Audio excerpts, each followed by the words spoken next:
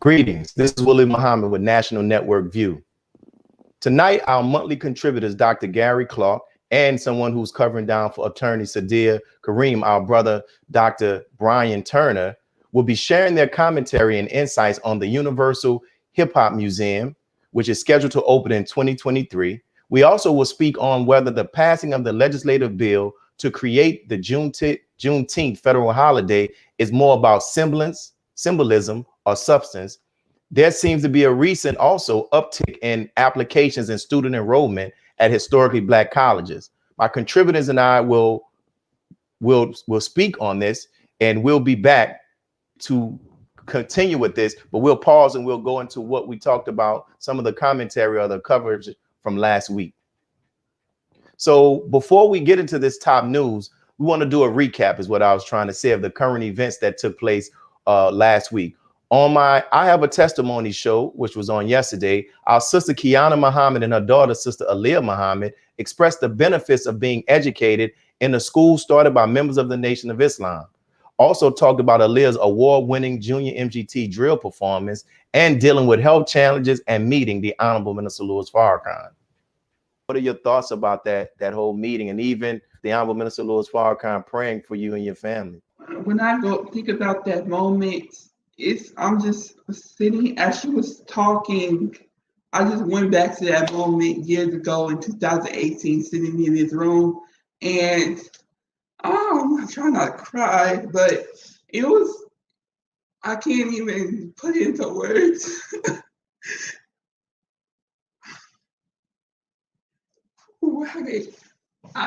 It's hard to put into words of how I felt and how the rest of my family must have felt. It just, if I can impossibly possibly put it in one word, it'll be grateful. It'll be thankful. I'm just thankful and grateful for that opportunity, and to be able to be in front of and be prayed for by the man of God is a one in a lifetime opportunity, obviously. And I was just, I can't even really describe how I felt at that moment. And also on last week in NNV News, if you've been seeing, there's a great controversy over the teaching of critical race theory. There are Republicans who are trying to ban it from being taught as a high school curriculum. Governor Ron DeSantis recently added fuel to the discussion about the banned critical race theory curriculum. He equated the teaching of CRT with the teaching of students to attack police officers. Is DeSantis's political rhetoric a dog whistle tactic to support the whitewashing of the school curriculum? Absolutely. And there, where you're dealing with, see, I'm actually thankful for that type of exaggerated discourse by Ron DeSantis, because we have to reflect ourselves when we're exaggerating historical facts to prove what we argue in terms of Black history and our own condition in America and what we experience in the course of world history. We can't deal with exaggeration. Ron DeSantis is absolutely dealing with exaggeration, and exaggeration is a lie. Also on last week on NNV News Network, one of our contributors talked about the benefits of pure milk. How do we get pure milk products? Most of us have grocery stores or convenience stores. The milk is already pasteurized and in a jug for us. Is there any way we can get something that is pure and better for us? Yes, the milkman is making a comeback. So you could sit tight for a while, because even though certain white people have a problem with the critical race theory, they are, fiending for milk nowadays. So they are bringing back milk into the communities. I mean, the pure milk, because there's some of us who remember when milk was delivered to our doorstep and we have to set our bottles, right? That was a universal delivery system. It was essential for it to be in our diet. Now, many of us feel that the intolerance level for lactose in the Black community is up to 80%. That's a myth. Also, you've been seeing in the news a whole discussion from financial experts about the power and even the future of cryptocurrency as a medium of exchange?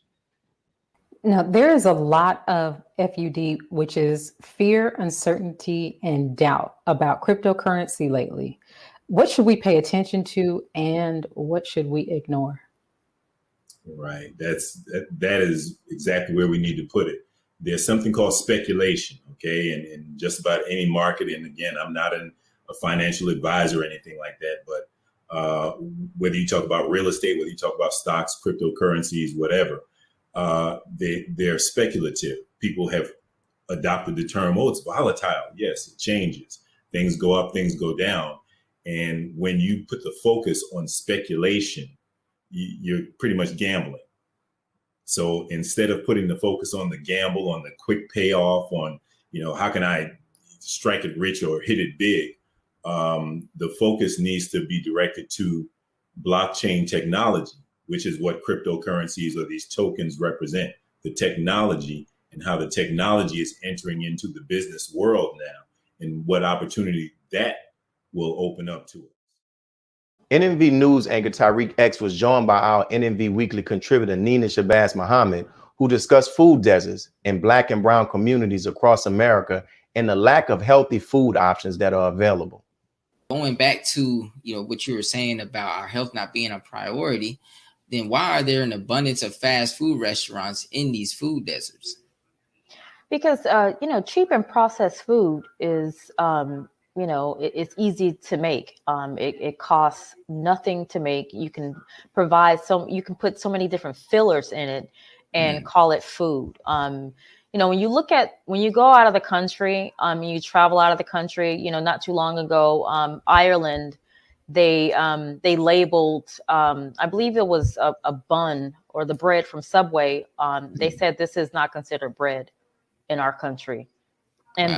They did not allow bread to come. And so when you go outside of the United States, you see a lot of countries having a severe backlash against allowing things to be imported from the United States because the health of their citizens are at a much higher priority as opposed to, the almighty dollar cutting costs. Nina Shabazz also highlighted Allah's Kitchen, which is a vegan restaurant located in Rochester, New York, that is doing the work to help combat the lack of healthier food choices in disfranchised communities. Do you feel like, Black people are opening up these vegan restaurants and making it taste better, and that is kind of causing people to start to demand more from our community leaders? Absolutely. Even when you look at the fact that, at one point, this, people were looking at veganism as kind of maybe, a fad or something like that, or something that will kind of fade away in popularity. It has proved to only grow in terms of popularity because I think that people demand it. And so once you see a lot more establishment, when you see chain restaurants such as TGI Fridays offering Beyond Meat burgers and stuff like that. Yeah. I think they see that this is the public has spoken.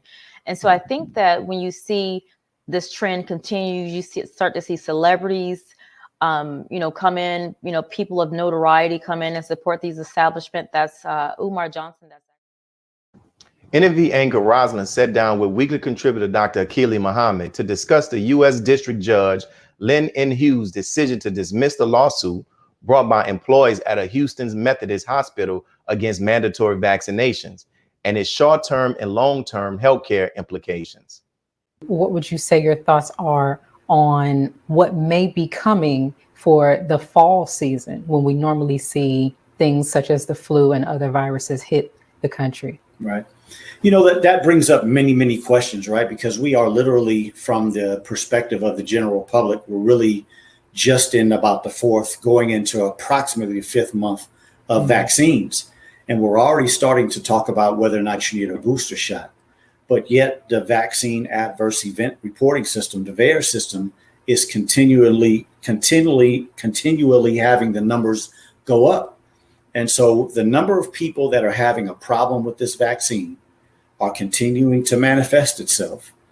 And yet we have public propaganda. I will not call it news. I will not call it actual facts, because it's not that, but public propaganda is saying that the vaccine is responsible for the fact that the numbers are low in the United States.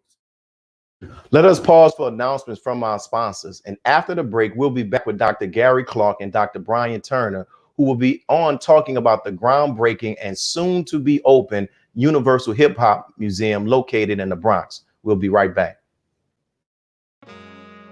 Be a part of the force that powers truth in journalism. Your support helps us to highlight solutions for a brighter tomorrow. Go to nnvnews.com/donate. Asiatic Minds, online education, helping our children to discover their God-given skills, gifts, talents, and passion that will allow them to see their greatness, as well as the greatness of our people, and upon discovering that greatness, infusing them with the desire to use it for the betterment of themselves, their families, our people, and the world. Call now, 502-219-4848. This is Sister Sajda Muhammad. We are proud to announce that the Sajda House commemorative Elijah coins are finally here. This priceless heirloom, made from recycled copper from the messenger's home, is now available at sajdahouse.com. The hashtag Bank Black social media campaign made strides not only in revolutionizing how we bank, but also how we think. The movement inspired thousands of African Americans across the country to transfer or deposit millions of dollars into Black-owned banks. These are banks that will invest in urban communities, employ African Americans, support Black businesses, and inspire Black home ownership. This is a very proud moment for our culture as we are taking small but significant steps towards building Black power through Black wealth. Thank you for tuning in to NNV News. Please share your thoughts with us in the comments section below. Follow us on social media at NNV News, and please subscribe to our YouTube channel, National Network View. This is Clifton Muhammad with nnvnews.com.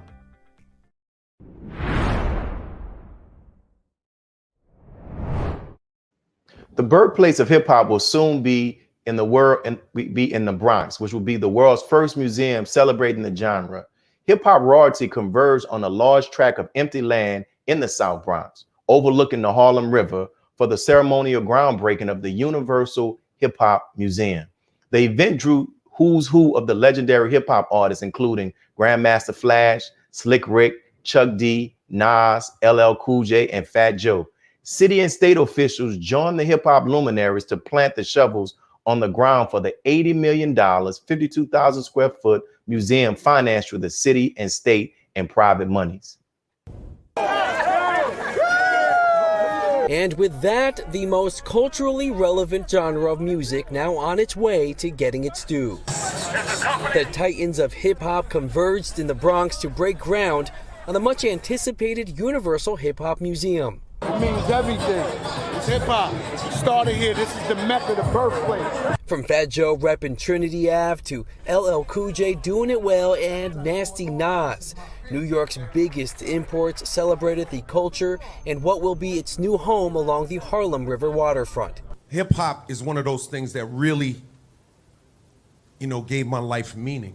You know what I'm saying? It made me feel like I could really do something with my life. The storytelling is beyond Shakespearean with Slick Rick, and it taught me more than schools taught me, believe it or not. What all started as an idea nearly 10 years ago is closer than ever to becoming reality thanks to Hip Hop Museum co-founder Rocky Bucano.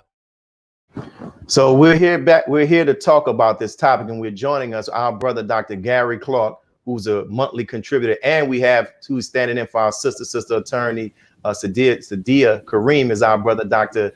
Brian Turner. Thank you all, brothers, for your time. Thank you for having me. So let's get straight to it, and I'll start off with you, Dr. Clark. So do you believe that such a museum is even needed? Well, Brother Willie, thank you for having me on your program again. It's always an honor. And let me just say this. This provides continuity, the museum. And its continuity and is it needed? Absolutely, because it provides the kind of linkages that should exist between not just generational, but it should exist because this is a unique form of music. And it's not only is a unique form of music, born in America, Sobro, South Bronx, in the Bronx. And what it does is that it gives Americans and the world, it gives them a linkage that is important. And it's a linkage that works with generations as well, because music tells a story. I can think, and I'm going to say very quickly, I'm not of the hip hop generation, but I did love the music. But I can recall from my generation with R&B and all that sort of thing, and how it was museums were needed because it tells a story. A story of a people, and in this particular case, the story of individuals who are in the early part of the 20th century, minorities in majority culture, but in the 21st century, a group that's going to be part of the majority culture in our society. And so, I think is it needed? Absolutely, 100%. Yes, sir. Thank you, Dr. Clark. And Dr. Turner, what do you think? What do you see as the significance of this soon to be erected museum? I think the beauty of any museum is that we get to tell the story of people as they experience life, especially for African Americans in inner city, as we understand hip hop being born in the Bronx, but taking over the country. And now you can't turn on the TV show. You can't watch a commercial. You can't go into a store and buy an item or be a consumer without hip hop in some way, shape, or form being a part of that experience. So I think the Hip Hop Museum will definitely go into a point of reference for individuals who want to know more. But I think specifically, it even gives us an anchor institution in terms of the African American experience in the 20th century, post the civil rights movement, post slavery, where we begin to actually tell our own stories. And if we think about historically, that was one of the things that was lost through slavery, that we stopped telling our own stories. So I'm very, very excited about this opportunity, just like with any museum, whether it be the National African American Museum in DC. Anytime Black people get to tell their own story, I'm for it. Thank you. Going back to you, Dr. Clark, recent studies reveal that hip hop is the most popular and influential musical genre over the last decades, even surpassing rock and roll. But what's interesting, why do you think that a musical art form that was once considered to be a fad that people didn't even think will continue to this time has now become the most popular and most influential genre in over the last 5 decades? Well, as Professor Turner indicated, and I agree with him on 100%, he's thoroughly on point, and that is the fact that it tells a story. But it doesn't just, it tells a story, yes, indeed, that to some extent is unique to the Black American experience, but guess what? It also tells a story, hip hop tells a story, because even within the genre of hip hop, there are all sorts of other stories which are being told. And I can, hip hop, blues, these other arenas, you can go to many of these artists to their concerts. B.B. King, talk about his concert. You go to his concert, 70% white, Anglo-Saxon. You go to many of these hip hop artists, you go to their concerts, 70% white. It's amazing. And so, no, the story that they tell, that is being told through this music, is one that permeates society. And I think for all intents and purposes, we know it's necessary, we know it's needed, but it's a true story. And sometimes when it's true and it's relevant, yes, it's transcended the generations, and it's going to be here when you and I are dust. And that's the way it is. Thank you. And Dr. Turner, what's your take? How is it that a musical form that was considered to be a fad and people say would not even exist, now you can hear a rap song, a part of a cereal commercial or anything? What are your thoughts? Well, we know the homeboy Master P is taking over the world. So if you just look at Master P and all that he's done, it shows you that the reality of it is really something that I think is even deeper. Black people have really been the lifeline and the bloodline of this country. So when we think about the Hip Hop Museum and the fact that, as Dr. Clark alluded to, it's not just telling the story of Black America, it's telling the story of America. So when we talk about fads, and then when you go back to jazz and blues and gospel music, right? Those are all things that came out of the Black experience, the African American experience in America. So we can say it's a fad. People can label it as that, and in an attempt to diminish or to demean the actual intellectual property of such. But if we think about it, the stories that Slick Rick told, the stories that Public Enemy told, the stories of Nas, the story of Das Effects, Tribe Called Quest, if we really listen to the words that those brothers spoke, and then I can't forget my sisters in the game too. So MC Light, Queen Latifah, when we play with our homegirl Mia X, like the stories that they told are so real to the American experience. I know I'm not gonna let die because I still listen to it. Hey, absolutely. Hey, let me add, MC Light is on the board of my university, the board of trustees at Charlotte University. And you know, and interesting enough, our president, Dr. Walter Kimbrough, his handle for a long time was the hip hop president.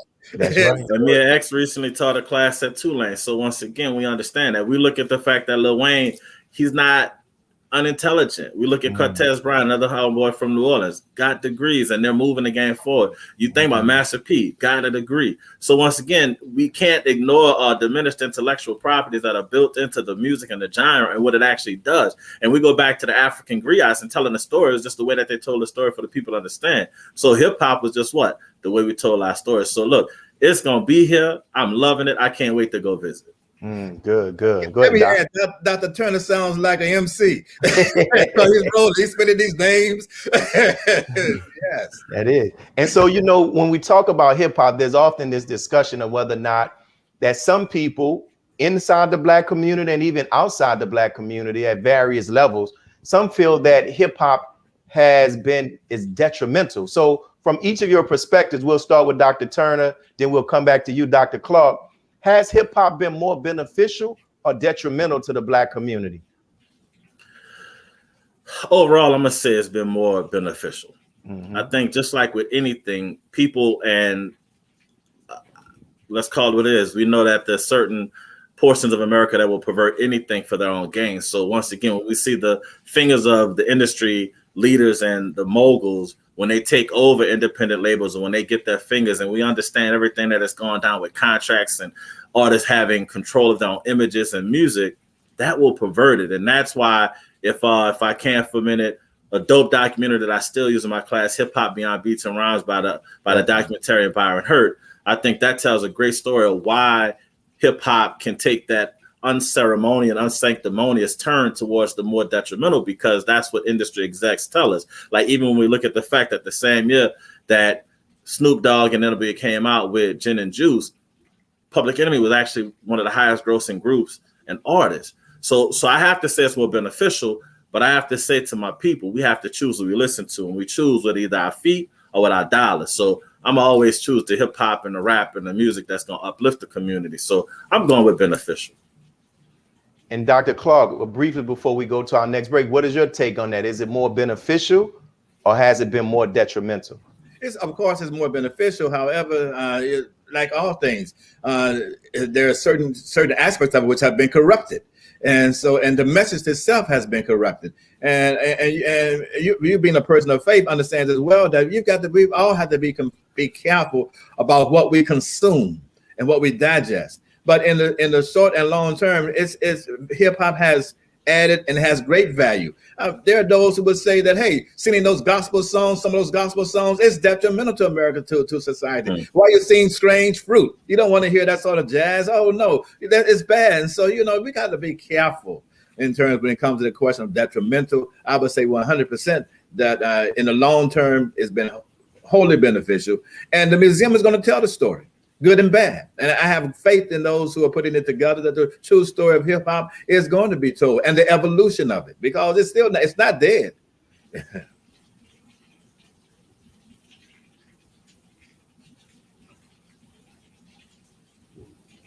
That's what Nas said. Nas had to say is hip hop dead. So thank you all for your comments, your commentary on that. We're going to go to our first break and we'll pause from some announcements from our sponsors. But when we return, we're going to talk about the Juneteenth becoming a national holiday, whether it is a true sign of progress or just symbolism. We'll be back. Be a part of the force that powers truth in journalism. Go to nnvnews.com/donate.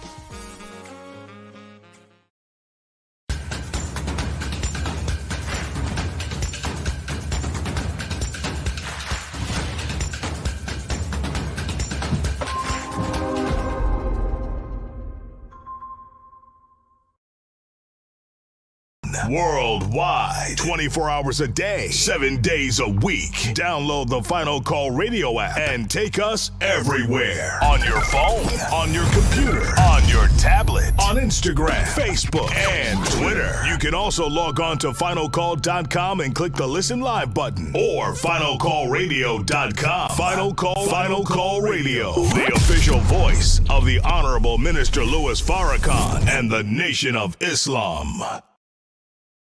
Please share your thoughts with us in the comment section below. Follow us on social media at NNV News, and please subscribe to our YouTube channel at National Network View. I am Anissa Muhammad with nnvnews.com.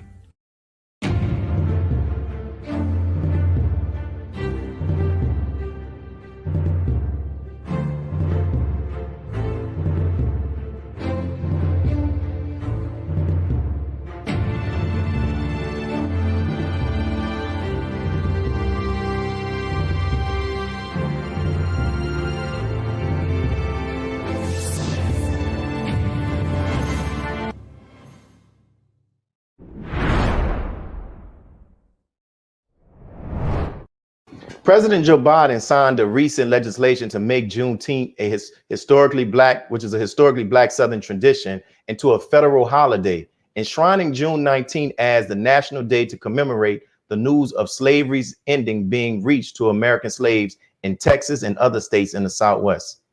President Biden signed into law a federal holiday for an event that many Americans had never even heard of until a few years ago. This is a day of profound, in my view, profound weight and profound power. Freedom Day for American slaves, Juneteenth.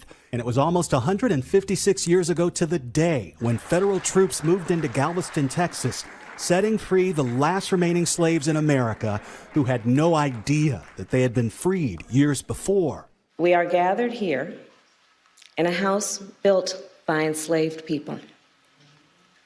We are footsteps away from where President Abraham Lincoln signed the Emancipation Proclamation. The first black vice president was holding the hand of the 94-year-old black woman who helped make this happen, Miss Opal Lee. So we're back with our commentators, Brother Dr. Gary Clark and Brother Dr. Brian Turner. So let's get straight to it. And here's something I'll start off with. The popularity of Juneteenth seemed to dramatically increase from my perspective over these last 3 years. Have you all noticed the same? If so, why do you think it has become so big? And we'll start with you, Dr. Turner, then we'll go to Dr. Clark. Hold on. Be quiet. I'm sorry, little baby interrupt. I just checking on you, okay? I gotta finish. Go back. All right. So life of fatherhood, man. That's I love it. We got it. So in my reality, I think Juneteenth's greatest contribution right now has been that we're bringing true recognition to the experience of the complete freeing of enslaved people in America. And I think it's something that's actually should be noted that we can use to bring our community tighter in an effort to supersede some of the negative things that have had to bring us together over the last couple of years. So I take Juneteenth as a very powerful experience. And when I was in Pensacola, Florida, and in Akron, Ohio, we did Juneteenth celebrations that were very muted and were not always acceptable or palatable to the masses. I see this as an opportunity to really take our time and really develop an experience and a celebration that can bring truth to light. And as we saw earlier with the comments about critical race theory, to heck with critical race theory, this is the thing we need. This will actually give us the power to have the conversation. What do you say, Dr. Clark? Have you noticed like there's just been, not to say that Juneteenth is not important, but it just seems like it has taken on a greater significance nationally? And if so, why? Well, it's taken on the greatest significance because it is indeed important, and it's now on it's now part of it's on the national menu and part of the national discussion. It's needed and necessary. It was stated by some recent academics who said, "Wait a minute, part of the narrative that we hear about Juneteenth is not as true as you may think. That many of those who were enslaved during that period in Texas actually knew that they were free, but they were held captive." and were not allowed to be free. And so when the general came in to let them know, the general came with guns to tell them that you need to free these people and you need to enforce the law of the land. But getting back to your statement in terms of where we are and what the impact of Juneteenth is highly important, because symbolism has value in American society. We recognize the nature of symbolism. But you know what is very, very important about this? And that is, from a political perspective, this is in American society, we operate in terms of incrementalism. And in terms of the incrementalism, this is the next stage as we move forward toward reparations. Before you can move toward reparations as a whole, the argument is given, well, the part of the presentation, should I say, is that, wait a minute, first we need to recognize that there's been an injustice. Yes, sir. So as you move toward that, you're preparing the society for reparations, and reparations will come in some form or fashion. That's an absolute. Wow, beautiful, beautiful. So, you know, what's interesting, we're going to come back to that about reparations as well, because I want to talk about that. But Dr. Turner, you mentioned about critical race theory, and it's interesting that this holiday was made a national holiday in the midst of still delayed progress on protecting voting rights, police reform, the debate over critical race theory, and even the commission to study the impacts of slavery. So how does that America look with that you can make this a national holiday, but these other issues that still affect Black people are still being delayed? Well, I don't know about Dr. Clark, but in my classroom, I don't actually title anything critical race theory. I call it the truth. I call it facts. I call it what really happened. So for me, the ability to explore Juneteenth and the various incidences in America of oppression and depression and genocide and homicide against Black and brown people and trans and other folks in this country who've been ostracized, left out, stepped on, knocked out, knocked back, knocked down. My reality is I don't need to call it critical race theory. I just call it the truth. And so for me, and I like the way Dr. Clark put it in terms of the incrementalism of America, in that nothing moves quickly in this country.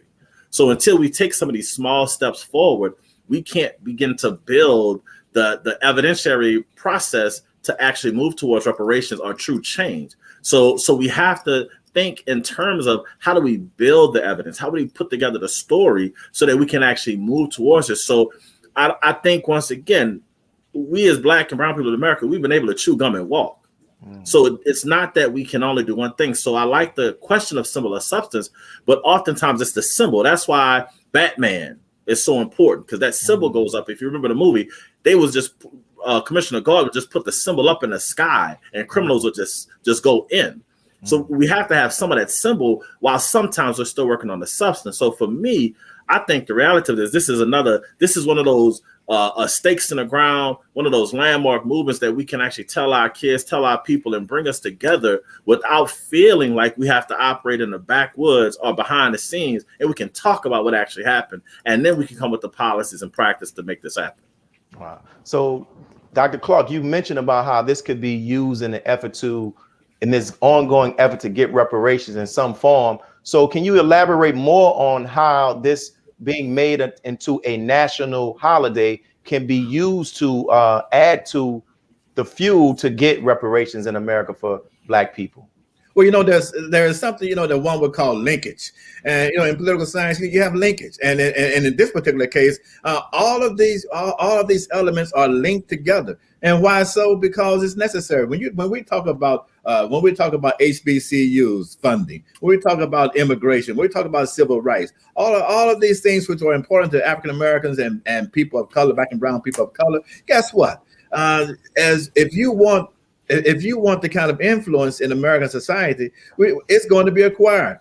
What we're doing today, I think, is highly important. What we're doing here, when you have your public intellectuals participating, we have your politicals who are participating. It's a war out there, and so you have to have every element of society working together to provide the kind of support that's necessary to move the race.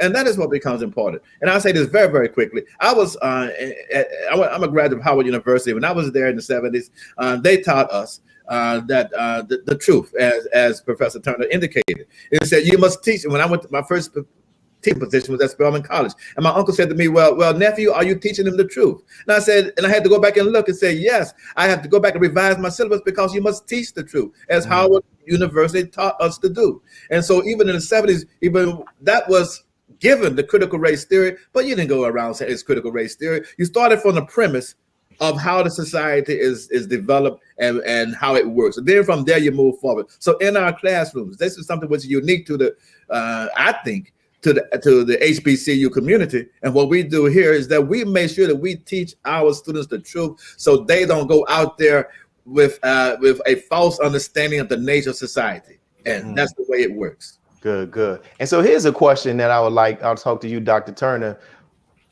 We know we had President Obama for 2 administrations. Like, how come, if you know anything about it, like, why wasn't this made into a national holiday under his administration? Was it because of the percentages of the 2 houses, or what?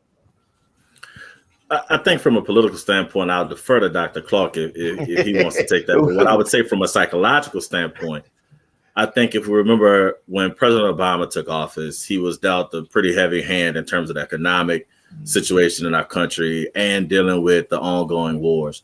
Plus, I think in a very good way, he took on the healthcare issue. And if we remember, he was told pretty handedly by the same Mitch McConnell that he wanted healthcare to be his Waterloo, and he would do everything he could to stop him. Now, I would have loved for President Obama to take on a lot more issues centered around the African-American issues in our country. But we also have to understand that, as Dr. Clark just said, this is a battle. This is a war.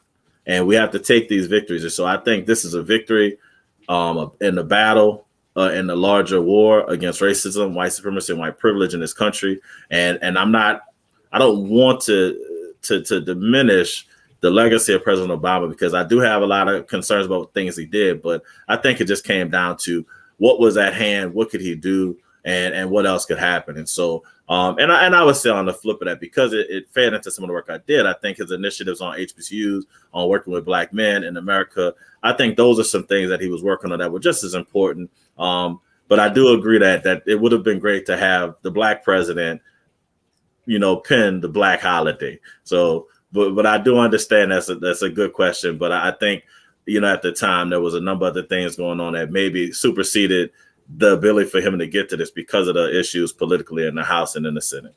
Okay, so Doc, we'll come to our political expert, our brother who's a political science professor. So, Dr. Clark, why didn't this victory take place under our brother, President Barack Obama? Well, from a political perspective, the president he was busy trying to save America.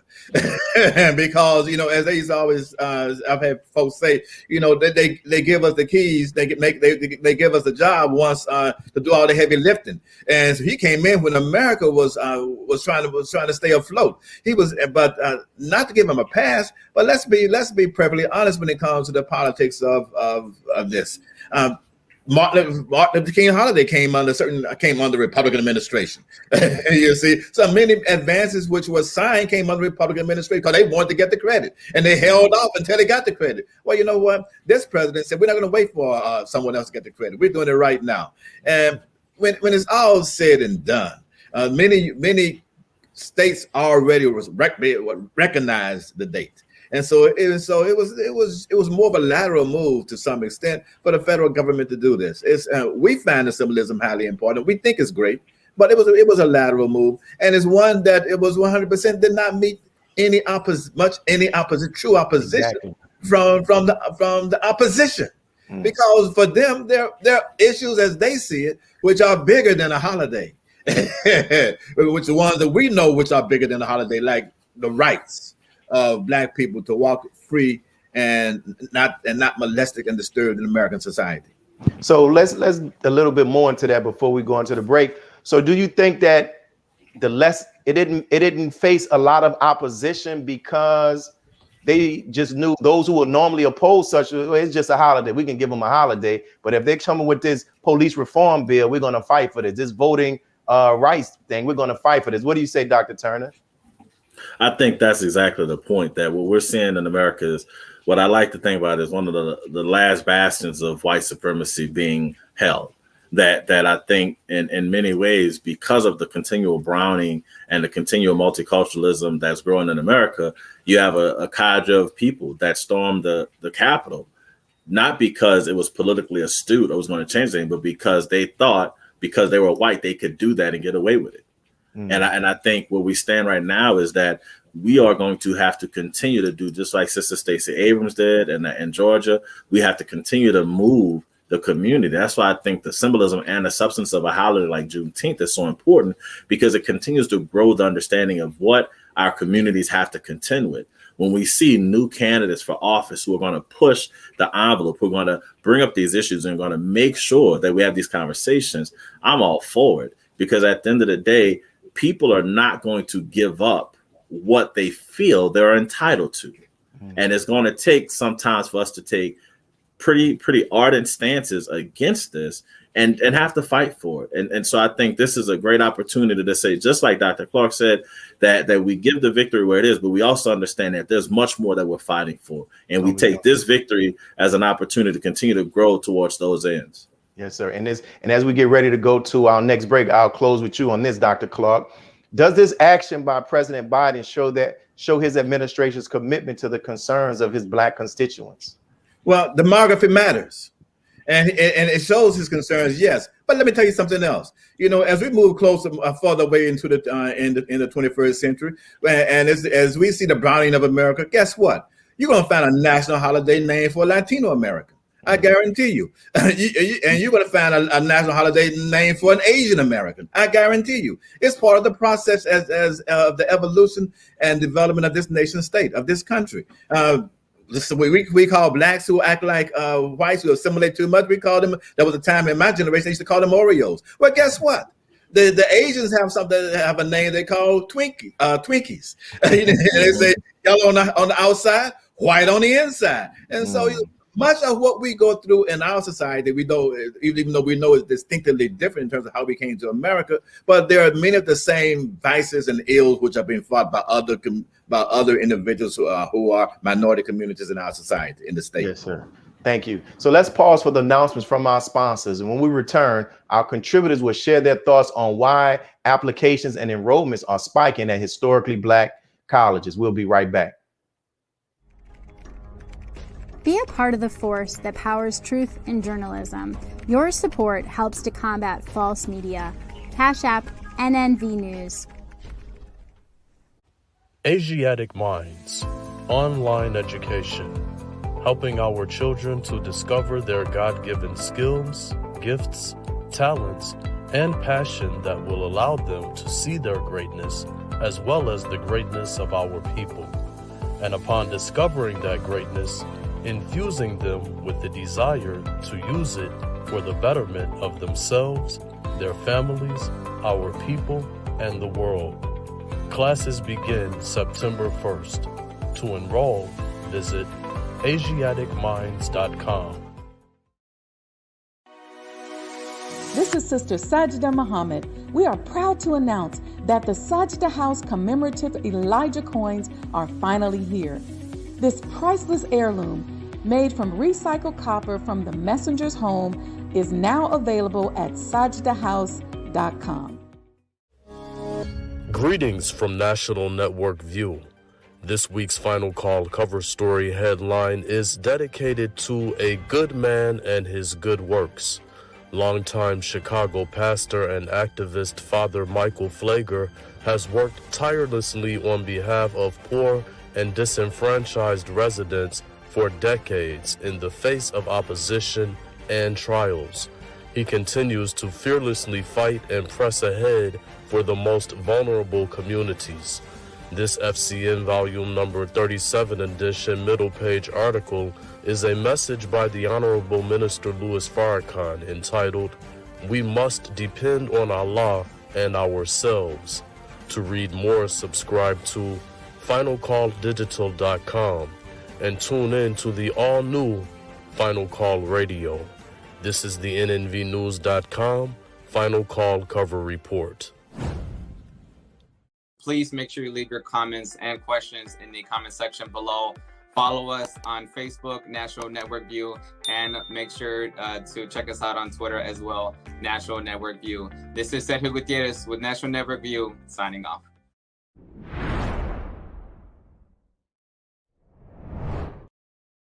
While enrollment at traditional universities is seeing a decline, on the opposite end, enrollment has spiked at a lot of historically Black colleges and universities across the country.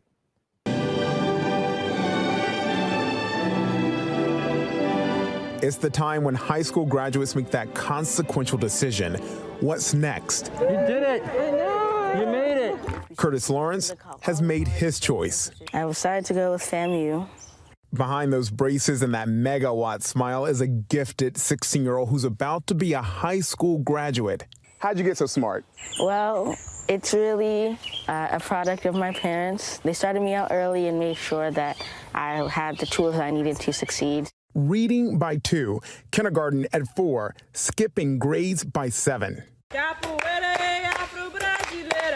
Curtis practices capoeira, Afro-Brazilian martial arts, plays piano, even speaks fluent Mandarin. 你好，我会去大学读生物学.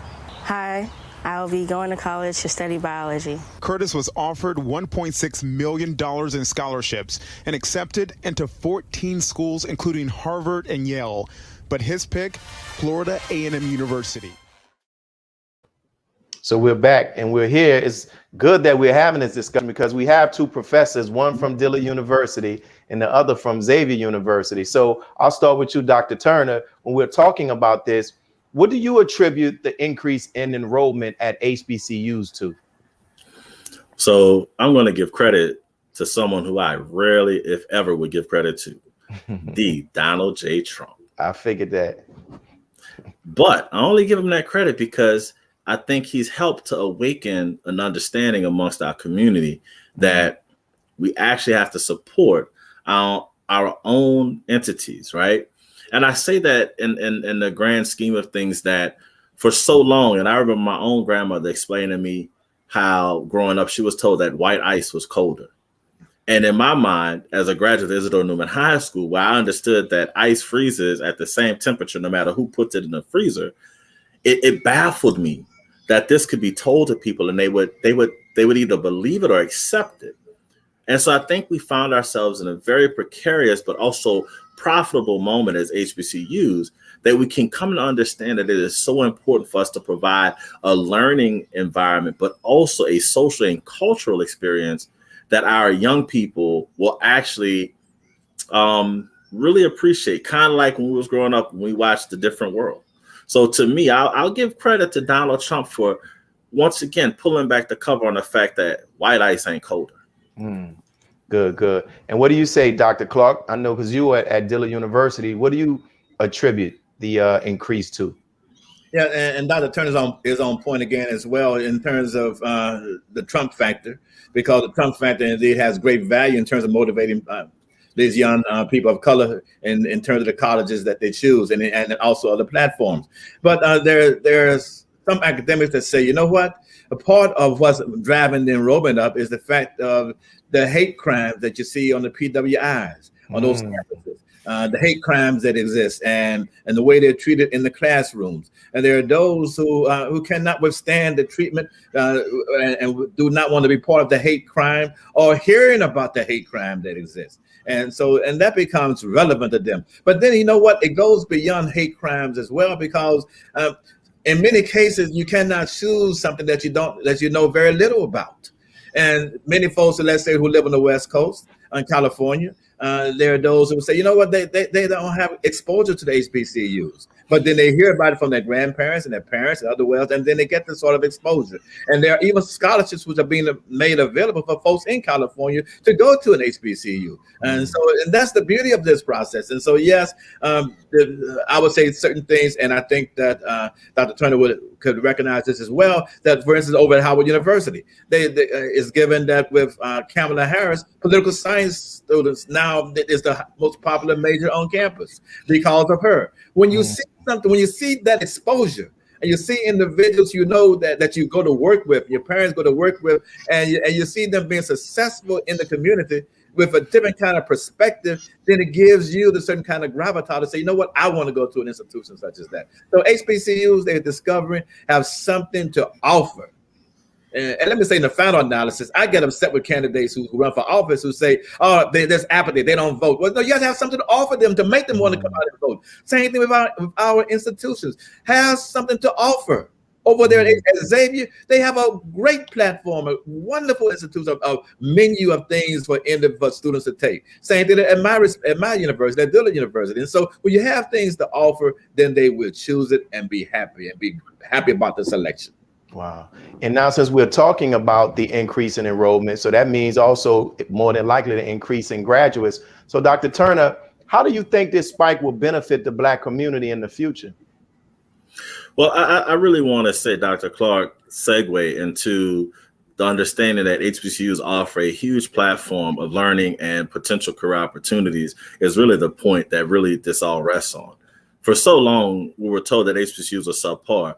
As a graduate of Southern University in Baton Rouge and Jackson State University, for so long it was said and told that, oh, if you go to those schools, you won't make it. I've even had students ask me, do I feel my degrees, both coming from HBCUs, is that some type of a hindrance? And I simply asked that student, do you feel any of my white colleagues who did not attend any HBCUs or any universities of any diversity beyond being a predominantly white institute, do you think they are limited in terms of their ability to see the issue? And they said, I never thought about it that way. So as Dr. Clark put it, I think the reality of it is HBCUs are once again being rediscovered as the true pantheon of Black excellence and intelligence that they always been. And what we're seeing, because I remember when I was at Southern and Jackson State, the students flocked from Chicago and California and the Midwest and the Northeast, because they understood that there was something about that soil down south at the HBCUs that they just couldn't get anywhere. So I think once again, we're seeing a revitalization of the Black intelligence that's going to carry us into the next century and beyond. And I think it's just a rediscovery of something that's always been there, and it's just been toiling and toiling. And so when you have people like the hip hop prez, and we have people like Dr. Norman C. Francis and Brother Wahab as a graduate of the Xavier University itself, we understand that there's excellence that's always been at these institutions. We just have to find a replenishing in the next generation. So I think once again, that's why I'm at Xavier. Tell Dr. Red I don't see myself leaving, so we could make that happen. And Dr. Clark, do you touched on it, and I want you to touch on it some more. From your perspective, do the HBCUs, are they a better fit for students of color in comparison to the PWIs? Well, I look at it this way. You may have 3 kids. One should go to a PWI, one should go to an HBCU, and one should go to work and make the money. I mean, that's just the way it is. You have to find it's an individual. I know whole families that say all my kids are going to go to an HBCU, and that's great and that's fine. But you've got to look at your kids and see which is a greater fit for them. Once you find what is the greater fit for them and the best fit for them, then that's the way it works. And when they find a place that they like, it's like a marriage, and it's going to last for a lifetime, and they're going to be happy about it. If my experience is that I find that the HBCU narrative is superior. Students who come out of this, I know students who graduate from certain universities. You can't shake a Hampton graduate. You can't shake a Spelman graduate. You can't shake a Xavier graduate. And even at my institution, Dillard, they become 100% loyal to those institutions. And when you talk about Southern University in Baton Rouge and Jackson State in these schools, what make those universities, believe it or not, it's not the students and not the presidents or administrations. Administrations come and go. Students come and go, but the faculties at those institutions is what make them great. And so that's the greatness of HBCUs, the faculty, when it's all said and done. Wow. Dr. Turner, what are your thoughts on that? I can only say ashe, and in so many ways give credence to what the brother Dr. Clark has said. I think the reality of it is once again, HBCUs have been doing this work. In my trip to Ghana, I feel like I got to see the original HBCUs. Wow.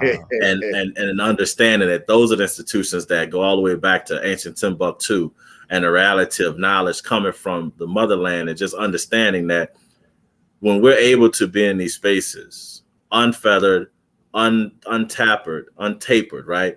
That's when we really flourish. So the reality for me is, as Dr. Clark said it, it's fine if a student wants to attend a predominantly white institution or other institution, because as we see, so many scholars of color have been able to go to the Harvards and Yales and the MITs and the Stanfords. That's great. But the other reality is that there's a number of students who need that nurturing and need that opportunity. And the big psychological part for me is they need that connection about who they are and that identity piece. And that's what I think is so central to the HBCU experience, that actually makes those students into those professionals, into those policymakers, and into those change makers, and into those historians and history makers, as Dr. Clark alludes to. It's that identity piece. And that's what I hang my hat on. Wow, thank you. Thank you, gentlemen, for both of you all for your commentary on these topics. And so we appreciate your time, and also we appreciate your scholarship and your insight. Have a good day. Thank you, sir. Appreciate you. Thank you, Dr. Clark. Thank you, Brother Muhammad. Thank you all for joining us and tuning in to National Network View. Please share your thoughts with us in the comment section below. Follow us on social media at NNV News, and please subscribe to our YouTube channel, NNV News, as well. This is Willie Muhammad with National Network View. Good night. Be a part of the force that powers truth in journalism. Go to nnvnews.com/donate.